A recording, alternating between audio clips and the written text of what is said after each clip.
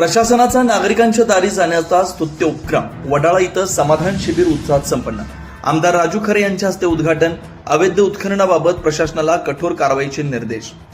राज्य शासनाचं महसूल प्रशासन अधिक गतिमान आणि पारदर्शक करण्याच्या उद्देशानं राबवल्या जाणाऱ्या छत्रपती शिवाजी महाराज महसूल अभियानाअंतर्गत उत्तर सोलापूर तहसील कार्यालयानं वडाळी इथं भव्य समाधान शिबिर आयोजित केलं होतं। या शिबिराचं उद्घाटन मोहोळचे आमदार राजू खरे यांच्या हस्ते पार पडलं।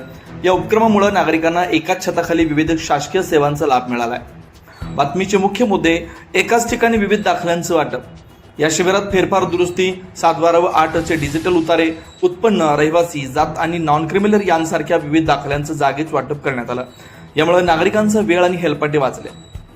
प्रलंबित महसूल प्रकरणांचा निपटारा, अकृषिक परवानगी, तुकडेबंदी कायद्याशी संबंधित प्रकरणं, ई मोजणी अर्ज आणि घरांसाठी पट्टे वाटप यांसारख्या तांत्रिक विषयावर मार्गदर्शन करून प्रलंबित प्रश्न मार्गी लावण्यात आले। सामाजिक व कृषी योजनांचे लाभ, सामाजिक अर्थसहाय्य योजना आणि ॲग्रिस्टॅक सारख्या डिजिटल कृषी उपक्रमांची माहिती घेऊन पात्र लाभार्थ्यांना शासकीय योजनांशी जोडण्यात आलं।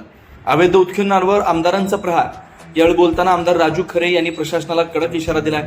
मोहोळ विधानसभा मतदारसंघात सुरू असलेल्या अवैध वाळू उपसा आणि मुरुम उत्खननावर तात्काळ कठोर कारवाई करावी आणि यातून मिळणारा महसूल सरकारी तिजोरीत जमा होईल याची दक्षता घेण्याचे स्पष्ट निर्देश त्यांनी दिले।